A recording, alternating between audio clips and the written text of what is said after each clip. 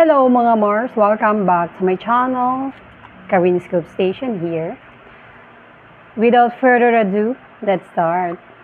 Sa mga photos na i-share ko sa inyo ay hindi ko po pagmamayari at i-credit natin ang mga owner nito. Sa vlog ni OG Diaz, tampok lang naman niya si Congressman Arjo Atayde.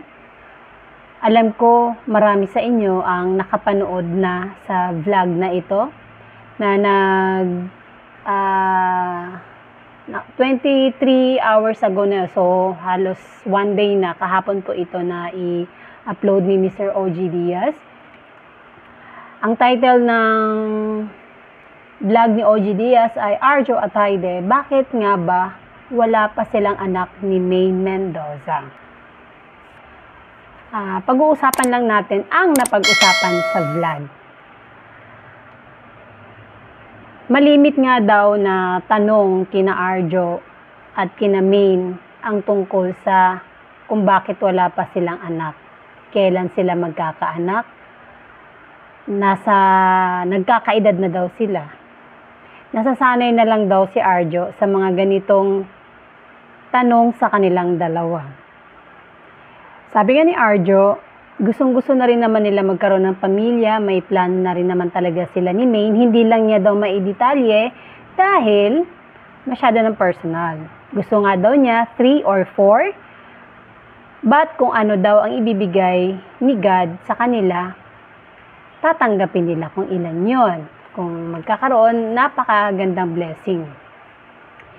And na-i-share din ni Arjo na dahil sa sobrang busy nga niya, may time pa ba daw siya sa kanyang sarili or sa kanyang asawa dahil hindi lang siya artista, congressman, actor pa. At dahil nga din sa entry nga ang TOPAC na pinagbibidahan mismo ni Arjo Atayde ngayong December 25, MMFF, kaya naman din talaga naging tampok si Arjo Atayde sa vlog ni OG Diaz dahil dito sa movie nilang TOPAC. At dito na pag-usapan nga kung bakit TOPAC. So, yun.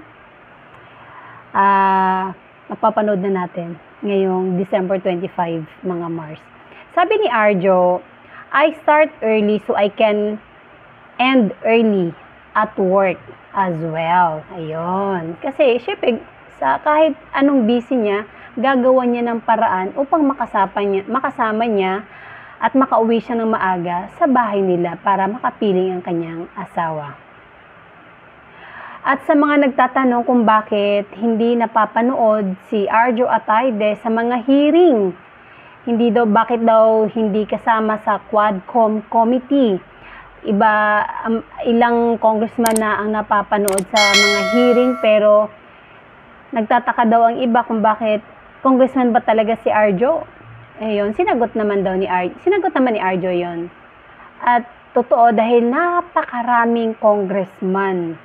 Hindi ko alam kung ilan po ang congressman natin dito sa Pilipinas, mga Mars. Kaya lahat sila ay may kanya-kanyang assign. So, hindi nakabilang si Arjo Atayde sa Quadcom Committee. Sa ibang grupo siya na-assign. Kaya hindi natin siya nakikita sa mga hearing na napapanood natin sa television. Ayan, sa mga nagtatanong at sa mga nambabash. And sana, ayun, sabi ni Arjo,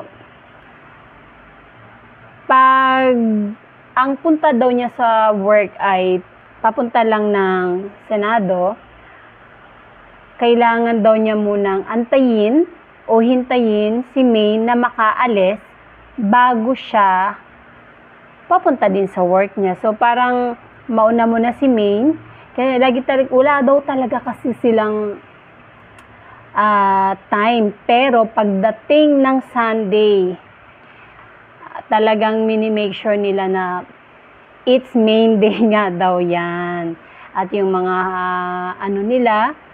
mga magse-celebrate na anniversary, mga ganon, kailangan may time talaga yon. And dinadalaw nila ang family ni Maine at family ni Arjo. Kaya Mini-make sure nga daw talaga ni Arjo na yan ay main day lang. It's a main day for me. Kailangan si main lang. Yun, talagang si main lang dahil kaya naman din siya nag-work para sa kay main, sa wife niya, sa magiging family niya and the future. Pero hindi pwedeng pabayaan si main dahil syempre, yun ang kanyang asawa. Una nga daw ay talagang nahihirapan siya tungkol sa ganung, about dun sa time na sa dami niyang ginagawa. Time management lang daw yun. Umpisa lang naman daw siya nahihirapan pero nakayanan naman daw niya. Kahit nga daw siya ay may time na tamad, pagod na daw talaga siya, pero never daw niya kinwestiyon kung bakit daw siya nandyan. Sabi niya, I never questioned why I'm here because I know why I'm here. There are reasons. Yes, di ba? Ayun. Kung nagtatampuhan ang mag-asawa, normal lang naman na nagtatampuhan, pero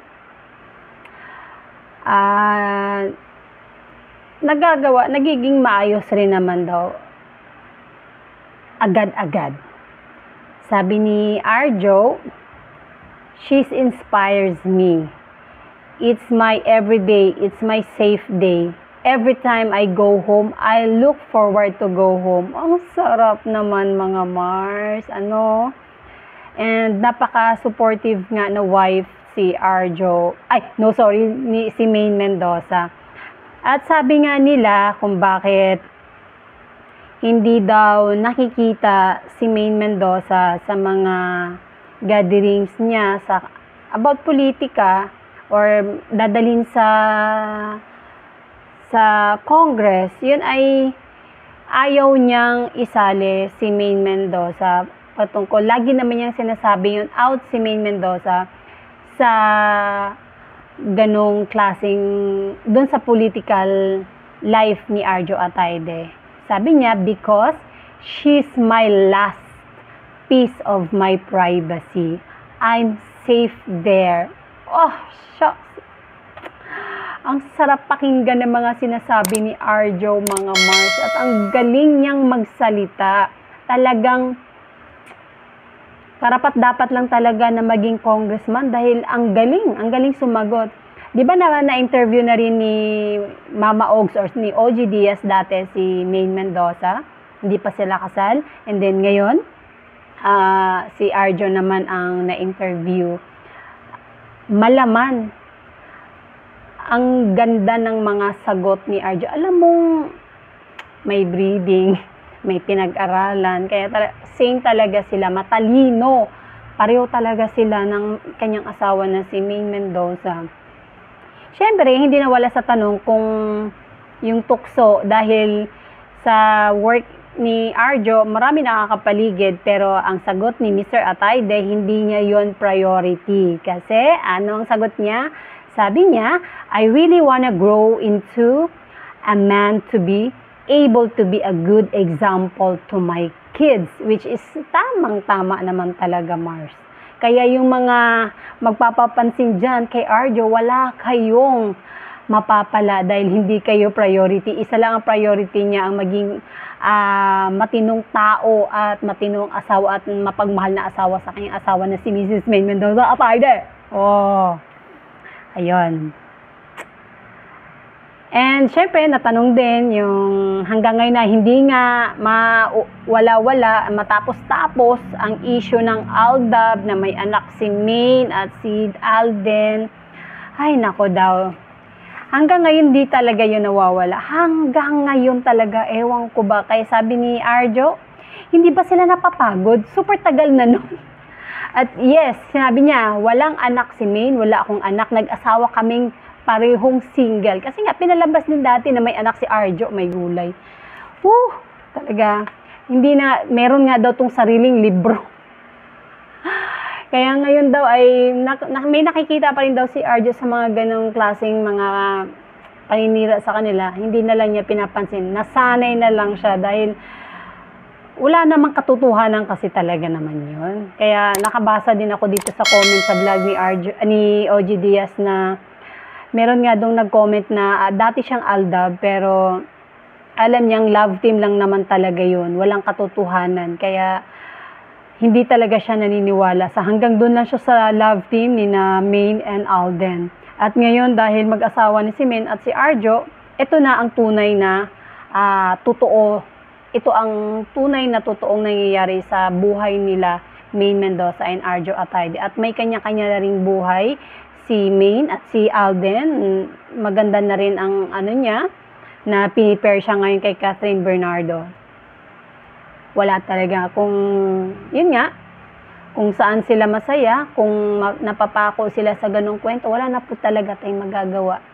Basta tayo, alam natin kung ano ang katotohanan. Mananatili sila sa ganong klaseng